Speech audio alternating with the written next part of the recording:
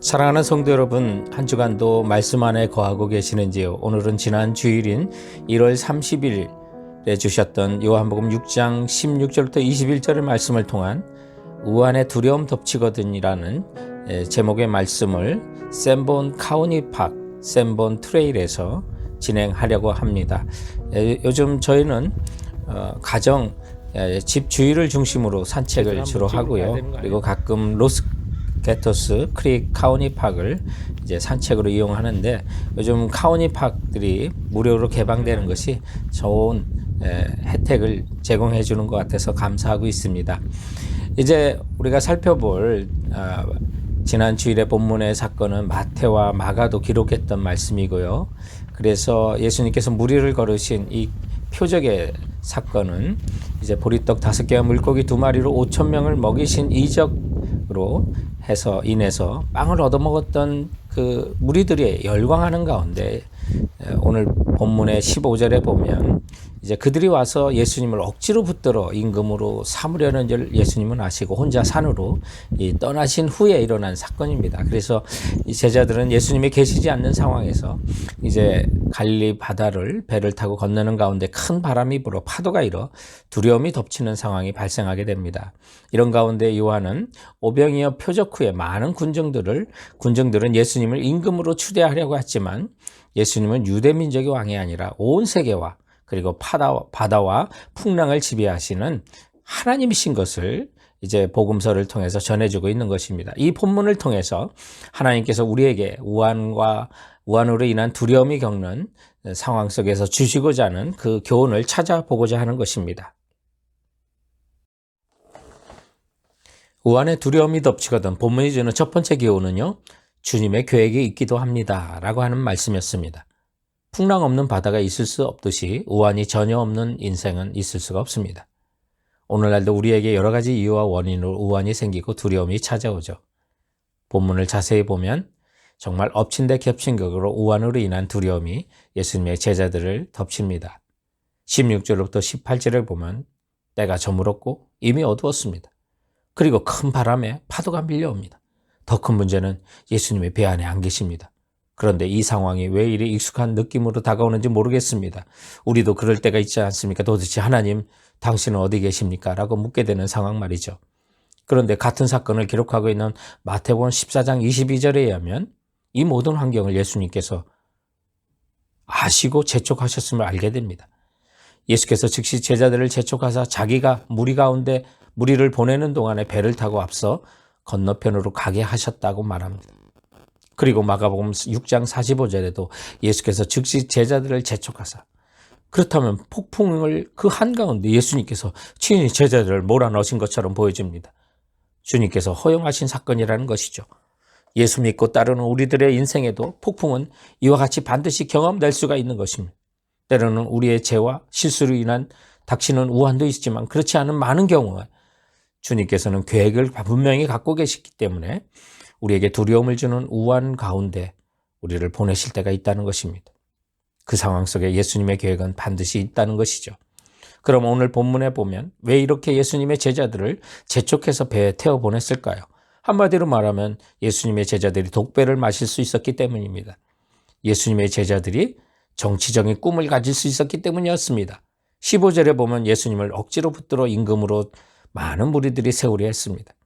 그러니 제자들이 정말 흥분과 승리의 현장에서 분리시켜서 예수님은 자신이 정치적 왕이 아니라 육체의 양식만을 위한 구세주가 아님을 가르치려 할 필요가 있었던 것입니다. 그렇다면 우리에게도 수많은 인생의 우한으로 인해 두려움이 오는 문제에서도 예수님께서는 우리를 향한 분명한 계획을 가지시고 우리를 연단하실 수 있다는 사실을 우리는 믿어야만 하는 것입니다. 우한의 두려움이 덮치거든 본문이 주는 두 번째 교훈은 문제 해결이 더디기도 하다는 것이죠. 우리 인생의 도상에 폭풍을 만나 주님께 도움을 부르짖고 구할 때도 즉각적인 도움도 있지만, 많은 경우 정말 더디게 그 응답이 올 때가 많이 있습니다. 오늘 본문의 경우가 바로 그런 케이스고요. 날이 저물고 어두울 때, 그러나 밤새워 금을 던지는 일에 익숙했던 제자들이 갈릴리 바다 환경에 매우 익숙했을 것입니다. 그런데 그날은 어쩐 일인지 바다에 들어서자마자 역풍이 불고 노를 저어도 앞으로 가지 못하고, 적어도 저들은 6시간 이상을 갈릴리 바다에서 노를 저었는데 본문 19절에 의하면 큰 파도 속에 겨우 10열이 약 4km 내지 5km 할 정도로 문제 해결을 하지 못하고 있었습니다. 그러나 중요한 것은 예수님의 제자들이 이런 상황 속에 주님께 버림받은 것은 분명히 아닌 걸 우리는 알지 않습니까? 주님이 오셔서 해결해 주셨으니 말입니다. 그러므로 우리 기억할 것은 예수님이 우리의 문제를 해결하는 방법이 내가 생각하는 방법의 해결이 아닐 수가 있다는 것입니다. 오늘 본문에도 보면 19절에 예수님께서 바다 위로 걸어 배에 가까이 오시고 저들을 살려주셨습니다. 제자들이 지쳐갈 무렵, 거의 포기할 무렵 주님은 오셨고요.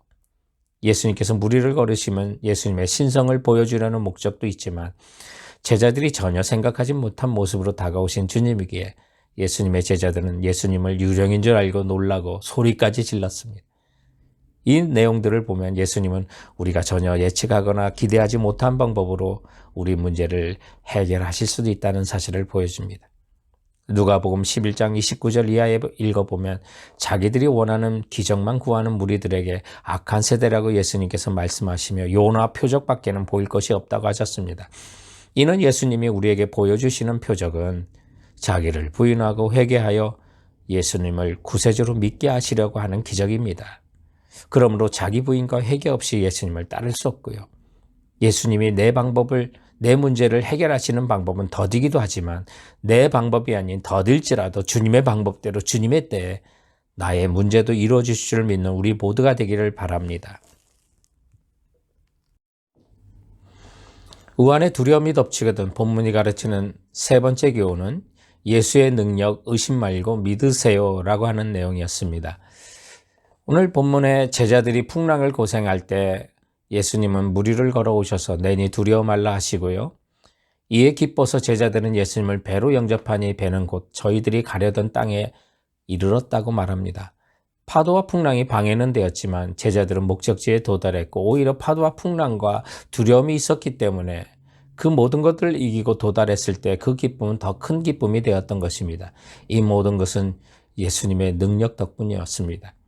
본문 17절에 예수님께 바다 위로 걸었다고 했는데 바다 위로 파도가 이는 물을 밟고 계시고 걸으신 예수님을 보면서 우리의 모든 문제를 밟고 그 위에 계신 예수님을 생각하게 됩니다. 주님은 세상의 모든 풍랑도 발 아래 굴복시킨 것처럼 우리의 모든 환경과 어려움도 굴복시킬 수 있는 분이심을 우리들에게 알려주고 있는 것입니다. 그러므로 본문을 통해서 정말로 예수님의 능력을 의심 없이 믿도록 하고 그리고 나의 두려운 인생의 바다에서 또 삶의 환경에 예수님을 모시고 예수와 동행하라고 하시는 이 말씀을 우리들에게 전해주고 있는 것입니다. 풍랑이 있는 바다를 걸어오시는 예수님을 제자들이 자신의 배로 반갑게 모셔드린 것처럼 우리도 우한으로 두려움이 덮치는 그 환경에 예수 그리스도를 여러분의 인생의 선장으로 모시고 동행하기를 바랍니다. 우리가 그 옛날 부르던 나는 구원열차 올라타고서 찬양의 가사가 생각나지 않습니까? 험한 시험, 물결 달려들어도 전혀 겁내지 않죠. 뱃삭 필요 없어요. 주님 선장 대신이 나는 염려 없어요. 그러므로 오늘 본문의 메시지는 분명한 교훈을 우리에게 줍니다. 우리는 기적이 필요한 것이 아니라 예수님이 필요한 것입니다. 그리고 예수님은 우리에게 기적을 약속함이 아니라 우리와 동행할 것을 약속하고 계시다는 것입니다. 우리는 지난 주일 베들레헴 침례교회 존 파이퍼 목사님의 책 코로나 바이러스와 그리스도라는 책을 통해서 코로나 팬데믹 속에서도 하나님의 선하심과 능력과 지혜는 의심할 수 없고 이 재앙 속에서도 여전히 하나님은 일하시고 영광을 받으신다는 내용들을 우리는 살펴보았습니다. 그리고 파이퍼 목사님께서 2005년에 암 진단을 받았고 두려움 가운데 있을 때 하나님께서 주신 약속의 말씀, 평안과 위로를 얻었던 그 말씀, 파이퍼야 살든지 죽든지 너는 나와 함께 할 것이라는 그 음성, 그것은 데살로니가전서 5장 9절부터 10절의 말씀을 통해서 그가 들었던 내용들을 우리는 나눴습니다. 예수께서 우리를 위하여 죽으사 우리로 하여금 깨어있든지 자든지 자기와 함께 살게 하려 하셨느니라. 그렇습니다. 이는 우한의 두려움이 덮칠 때에도 예수님께서 우리에게 주시는 약속인 것입니다. 살든지 죽든지 예수님이 우리와 함께 하신다는 말씀으로 인해 어떤 상황에 처하든지 흔들리지 않는 것이 중요한 것입니다. 그러므로 믿는 자에게도 예수님께서 계획이 분명히 있으시기에 고난도 주시고 질병도 걸릴 수가 있습니다.